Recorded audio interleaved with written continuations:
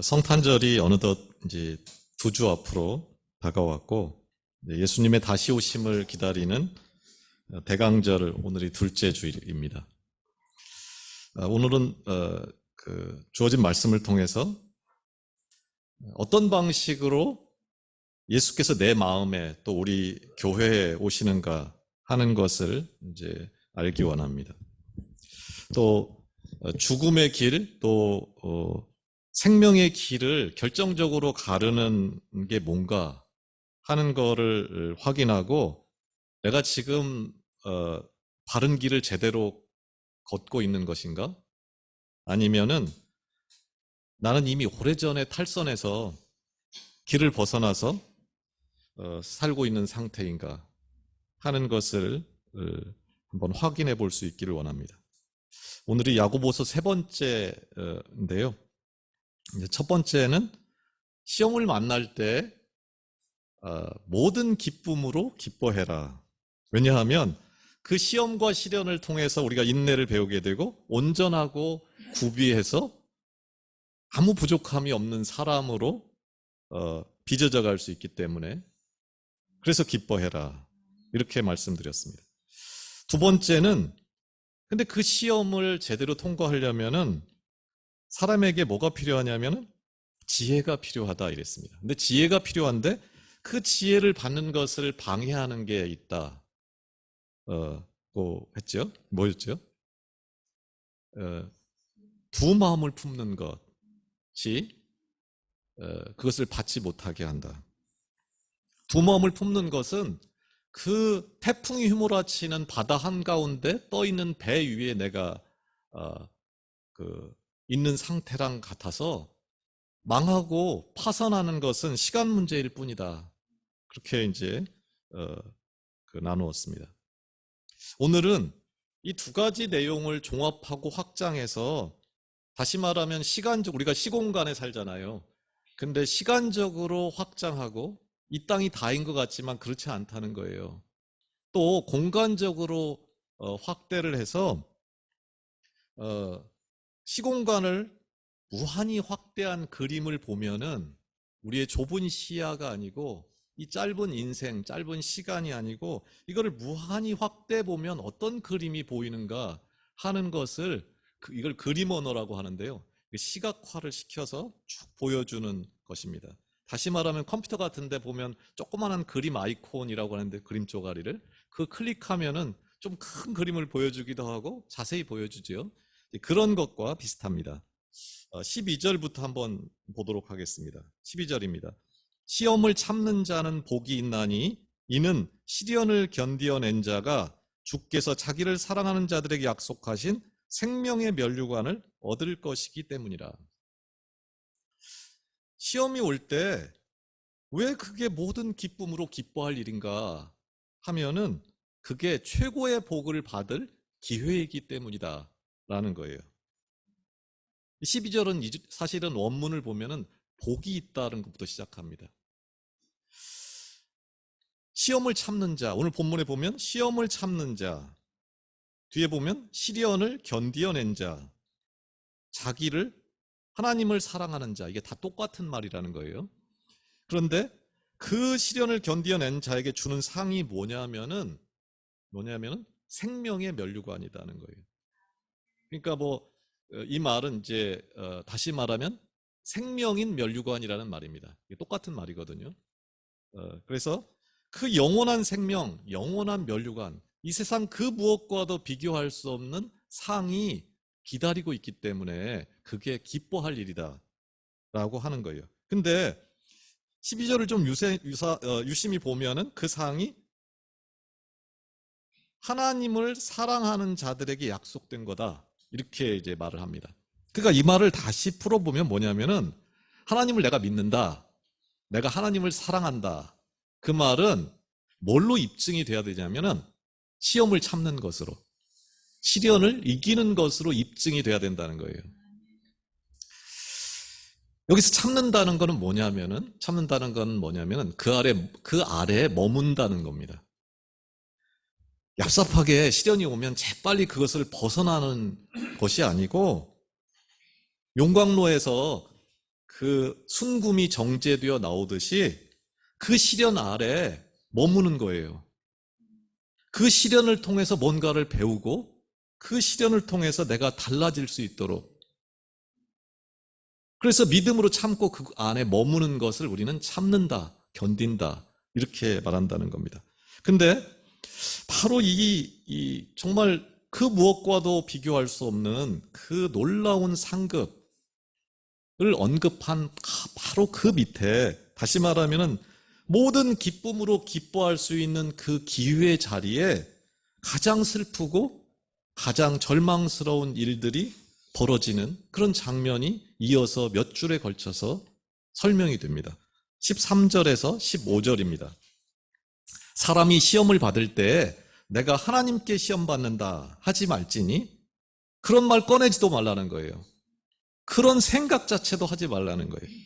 하나님은, 왜냐하면 하나님은 악에게 시험을 받지도 아니하시고 친히 아무도 시험하지 않기 때문이라는 겁니다. 근데 이게 이제 현재 시작으로 하는데, 이게 일률적으로 한번 시험하는 게 아니고 시험이 끝도 없이 온다는 말을 지금 하고 있습니다. 14절에 보면, 근데 오직 각 사람이 시험을 받는 것은, 여기서 말하는 시험은 이제 유혹입니다. 유혹. 시험을 받는 것은 자기 욕심에 끌려 미혹됨이니, 욕심이 잉태한 즉 죄를 낳고 죄가 장성한 즉 사망을 낳느니라. 일상에서 사람도 그렇고 동물도 그렇고 다 마찬가지인데, 잉태한 된 게 밖으로 출생을 하죠. 낳고 자라고 죽고. 이게 우리 일상에서 끝도 없이 눈에 보이는 것들이잖아요. 그게 일어나는데 이제 13절에 여기서 지금 말하는 이거는, 그 12절에서는 시험이 뭐냐면 테스트하는 거예요. 하나님이 단련시키고 시험 보는 거예요. 우리가 이제 학년 올라갈 때 시험 보고 이렇게 하듯이. 근데 13절에 15절에서 말하는 이 시험은 뭐로 번역하면 더 적당한 용어냐면 유혹이라는 말로 번역할 수 있습니다. 시험 보기 싫어가지고 온갖 핑계를 대는 이제 아이들처럼 그 정상적인 길을 벗어나서 그곳에 머물지를 않고 탈선하는 장면입니다. 사람이 어떻게 하나님의 사람으로 차근차근 이렇게 성장하는 그 시험의 단계를 벗어나서 탈선해가지고 어떻게 유혹에 넘어가는가 하면은 그 원인이 자기 욕심 때문이다. 자기 욕망 때문이라는 거예요. 근데 여기 보면은 자기 욕심에 끌려 미혹된다, 이렇게 이제 설명이 되고 있는데, 여기서 욕심에 끌려 할 때 이 끌려라는 말이 뭐냐면은, 물고기가 이렇게 그 찌에 달린 미끼, 그 미끼를 덥석 무는 것을 끌려 이럽니다. 어업하는 물고기 장면 용어입니다. 그 미끼를 무는 순간에 물고기는 죽게 될 것입니다. 연이어서 끌려 미혹된다 할 때 이 미혹된다는 거는 사냥 용어예요. 함정을 놓거나 올가미를 놓고 그 동물이 좋아하는 그 고기나 이제 먹을 것을 놔두면은 덥석 이제 말려들지요. 말려드는 순간에 이제 끝납니다. 그저 눈앞에 보이는 미끼, 그 뭐 아무것도 아닌 것 같고 일상적인 일인 것 같은데, 그거를 물었을 때 어떤 결과가 발생하는가를, 그 무시무시한 결과를 그림 언어로 보여주는데, 여기서 죽는다, 이게 영원히 죽는다는 말이에요.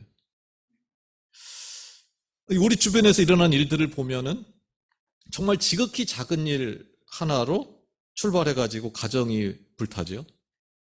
국가가 파멸을 하기도 합니다. 그저 한순간의 쾌락, 또 하나님이 금하는 그거를, 야, 오늘 단 하루만 어떻게 좀, 오늘만, 그렇게 타협하고 살짝 내 마음에 그것을 받아들이는 순간, 그게 어떻게 되냐면 내 마음에 심어집니다. 그걸 잉태된다고 하는 거예요. 그리고 그 다음은 너무나 자연스럽게 물 흐르듯이 흘러갑니다. 잉태되면 자라서 탄생하게 돼 있고 자라게 돼 있고 죽음으로 이어진다는 거예요. 근데 이 표현이 현재형으로 돼 있어요. 그러니까 이르적인 게 아니라는 거예요. 다시 말하면 이 일이 우리가 죽을 때 그때 죽어 이 말이 아니고 오늘도 내일도 날마다 매일 그게 우리 삶에 일어난다는 거예요. 이걸 아는 게 굉장히 중요합니다. 끊임없이 우리 삶의 파도처럼 그 작은 미끼를 물 일이 어떻게 좀 타협을 해볼 일들이 일어나서 작은 죽음들이 끝도 없이 이어진다는 거예요. 한마디로 상습범이 된다는 거예요, 우리가. 그래서 성경은 이렇게 말합니다. 마지막 날에, 그 심판날에 아무도 핑계할 수 없다. 한두 건이 아니기 때문에 너무나 상습적이고 감각이 마비돼서 이루어지고 있을 뿐이지 매일매일 내가 죽는 일, 매일매일 미끼를 문다. 근데 이런 미끼를 무는 미혹당하는 사람들이 항상 하는 말이 있습니다. 누구 때문에 이렇게 됐다는 거예요. 하나님이 나를 사랑한다면 그 막아줬어야지.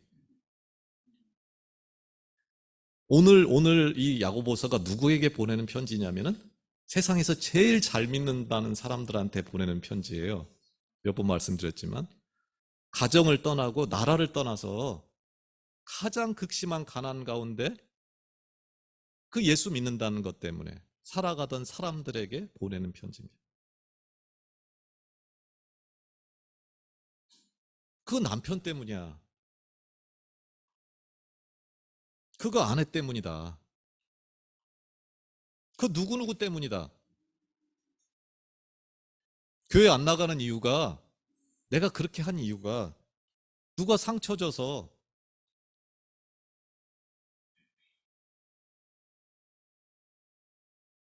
그래서 나 안 나간다. 그래서 나 말씀을 못 믿는다. 하지만 그것은 하나님을 모욕하는 것입니다. 스스로를 속이는 겁니다. 오늘 본문은 그런 말 꺼내지도 마. 그거 전적으로 네 욕망 때문에 일어난 일이야. 그거를 알기 때문에 이 야고보 사도는 뭐라고 말하냐면 16절에 내 사랑하는 형제들아. 야고보가 말할 때 너무나 간절할 때 붙이는 앞에 수식어거든요. 형제들아 이렇게 하면 내 사랑하는 형제들아 속지 말라. 속지 마. 속으면 안 돼. 속아서는 안 돼. 그는 눈물로 호소하는 겁니다. 이렇게 가장 어떻게 보면 생명의 면류관이라는 그 빛나는 곳 안에 가장 슬프고 아픈 것들을 설명한 다음에 야고보는 다시 그 환한 빛으로 다시 우리를 인도합니다. 그럼 어떻게 이 무시무시한 유혹, 미끼, 그걸 물지 않고 이 시험들을 통과할 수 있는가? 어떻게 끊임없이 파도처럼 밀려드는 그 시험을 모든 기쁨으로 기뻐하고 마치 윈드서핑을 하듯이 완전히 다른 시각으로 볼 수 있게 되는가? 그것을 설명합니다. 17절, 18절입니다. 온갖 좋은 은사와 온전한 선물이 다 위로부터 빛들의 아버지께로부터 내려오나니 그는 변함도 없으시고 회전하는 그림자도 없으시니라. 그가 그 피조물 중에 우리로 한 첫 열매가 되게 하시려고 자기의 뜻을 따라 진리의 말씀으로 우리를 낳으셨느니라. 어떻게 파도처럼 그 단계를 높여가면서 온갖 방향에서 우리를 시험하고 유혹하고 넘어뜨리려고 하는 그것에 대처할 수 있느냐면 거기에 대응되는 온갖 종류의 선물들이, 은사들이, 그 온전한 것들이 끊임없이 오늘도 내일도 위로부터 우리에게 주어지는 것을 보는 것을 통해서 넘어설 수 있다라는 겁니다. 지금 주어지는 이 땅에서의 시련이 나를 영원한 하나님의 나라에 합당한 사람으로 나를 빚어가시려는 그 변함없는 그 하나님의 사랑 가운데 이루어지고 있다는 것을 믿는 겁니다. 근데 이게 모든 게 항상 위로부터 주어져요. 이 세상 경험, 이 세상 고뇌, 이 세상 지식, 그것으로는 어떻게 보면은 할 수도 있을 것 같은데 그게 단계를 높여오기 때문에 결국에는 택도 없다는 거예요. 오직 위로부터 내리는 그 선물을 통해서만 이것을 이겨낼 수 있다. 이렇게 설명하는 겁니다. 근데 그 위로부터 끊임없이 내려오는 그 선물들, 날마다 날마다 오는 시련을 이길 수 있게 하는 그 선물들이 어떻게 우리 삶의 실제가 될 수 있는가? 그거는 앞서 찌에 어, 달린 미끼를 덥석 무는 것과 완전히 대조되는 수순을 밟으면 된다라고 설명합니다. 그거는 미끼를 무는 게 아니고 말씀을 무는 자가 되는 거예요. 진리의 말씀, 복음, 예수 그리스도를 정말로 놓치면 안 되는 자가 되는 거예요. 말씀이 끊임없이 내 삶에 심어지고 그래서 내 안에서 잉태되고 내 속에 말씀이 끊임없이 놓여지는 공간을 만들고 그것을 통해서 그 은사가 우리 가운데 부어지는 것을 볼 수 있다는 거예요. 물고기가 물에서 살듯이 사람은 늘 하나님의 형상, 하나님 닮은 방식으로 살 때만 가장 사람답고 행복합니다. 말씀만이 우리를 하나님 닮은 자로 만들어갈 수 있습니다. 내가 하는 모든 일, 내가 만나는 모든 사람들과의 관계에서 말씀이 소리를 낼 수 있도록 할 때, 그때 우리는 실제적으로 이 땅에서 이미 영원한 삶을 살게 된다는 것입니다. 하나님이 뒤에 보면 뭐라고 되냐면 18절에 보면은 왜 이렇게 하시는가? 우리로 한 첫 열매가 되게 하려고 한다. 이게 하나님의 뜻이라는 거예요. 근데 이게 첫 열매라는 게 뭐냐면은 이스라엘 사람들이 이제 농사를 지어가지고 첫 열매를 하나님께 드리죠. 다시 말하면 이게 제사 용어예요. 첫 열매는 하나님께 드려지는 사람이 되게 한다는 거예요. 한번 생각해 보시죠. 어, 하나님 소유가 된다. 내가 열매가 된다. 하나님의 소유가 된다. 우리는 어디로 이동할까요?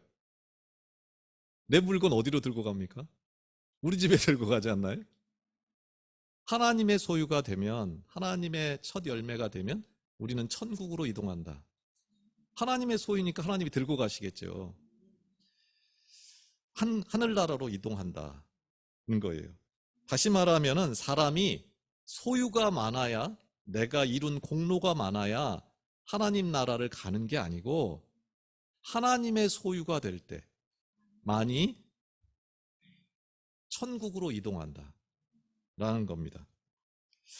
우리가 교회에서나 집에서나 어디서나 직장에서도 그렇고 자기 뜻, 자기 욕심, 자기 공로가 중요한 사람들이 늘 있습니다.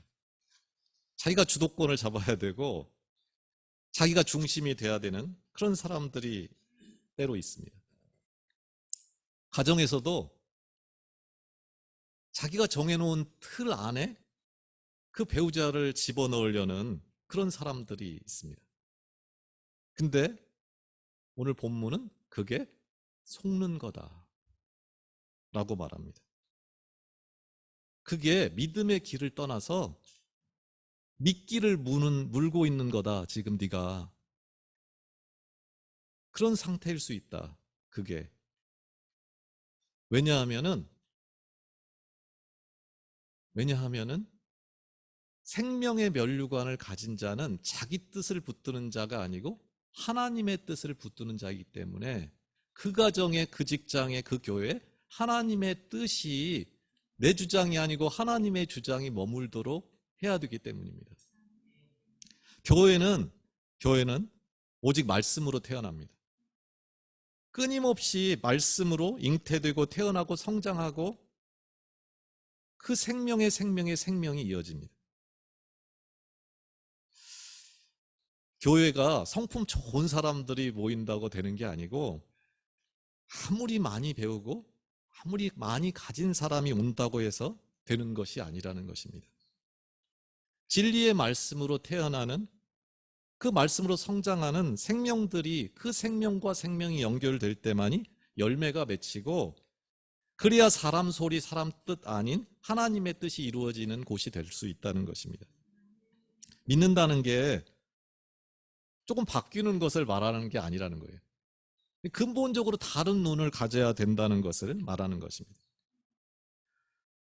더 많이 소유하거나 더 많이 갖는 것을 복되다 이렇게 말하지를 않고, 시련을 통해서 누구를 닮아가는 것을 복되다고 하냐면 하나님의 형상, 하나님의 뜻, 그 하나님이 원하는 모습으로 내가 빚어져 가는 것, 그게 복되다라고 하는 것입니다.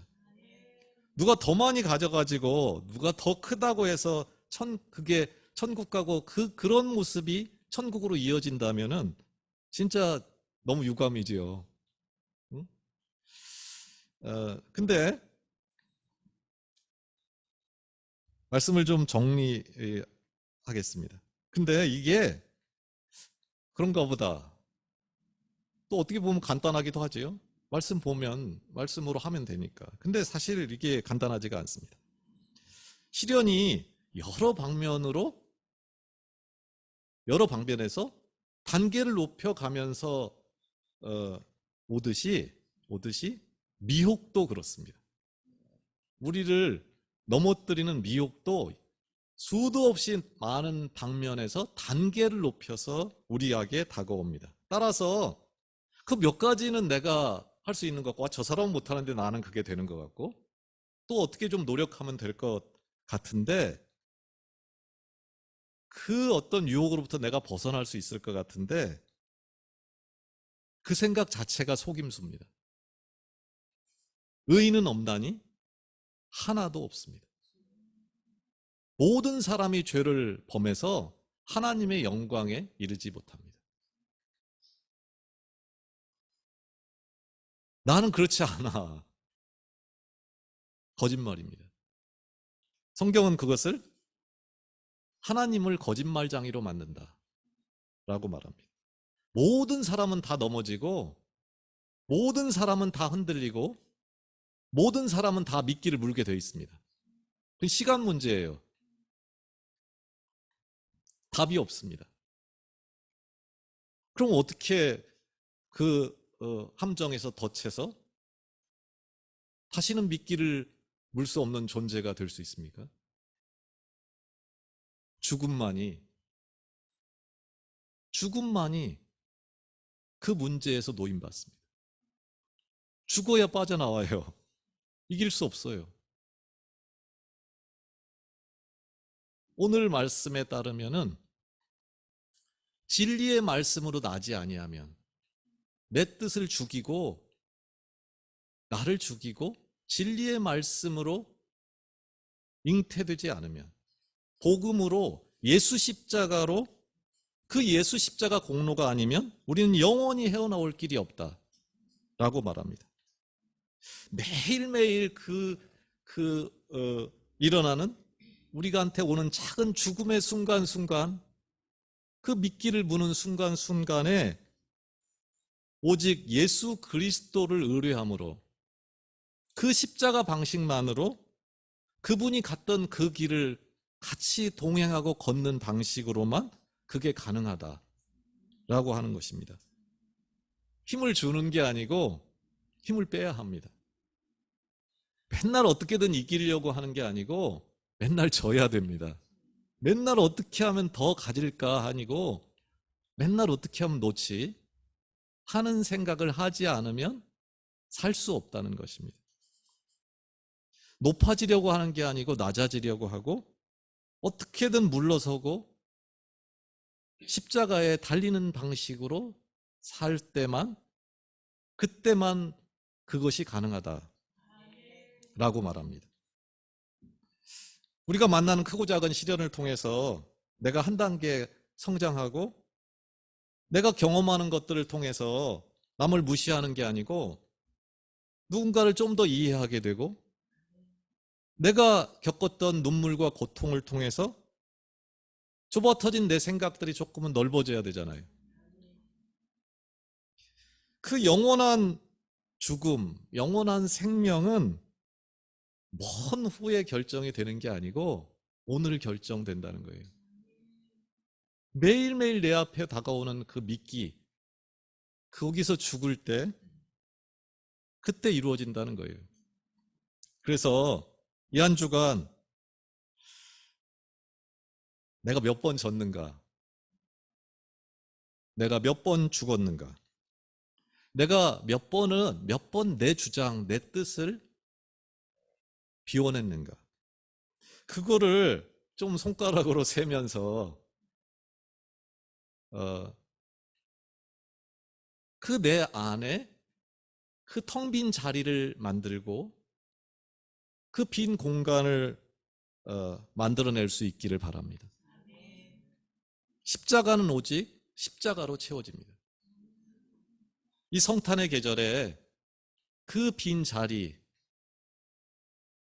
그 자리에 예수께서 찾아오시고 예수의 피로, 예수의 생명으로 내가 비워낸 그 자리에 그 예수께서 찾아오시고 채워주심으로 우리 삶에 예수 십자가 향기가 진동하는 그런 삶이 되시기를 예수 이름으로 축원합니다.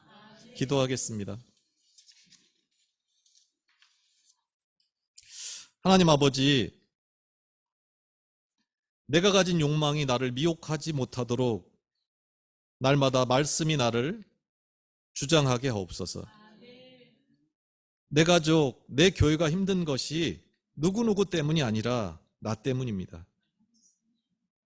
내 앞에 있는 미끼들이 정말 더럽고 냄새나서 견딜 수 없도록 나를 날마다 말씀으로 정결하게 하시고 진리의 말씀으로 추한 나를 비추사 하나님 나라에 합당한 사람으로 빚어 가옵소서. 날마다 내 뜻이 죽어나가고 하나님의 뜻이 이루어지기를 원하고 내게 주어진 모든 시련 속에서 하나님의 영광을 보기 원합니다.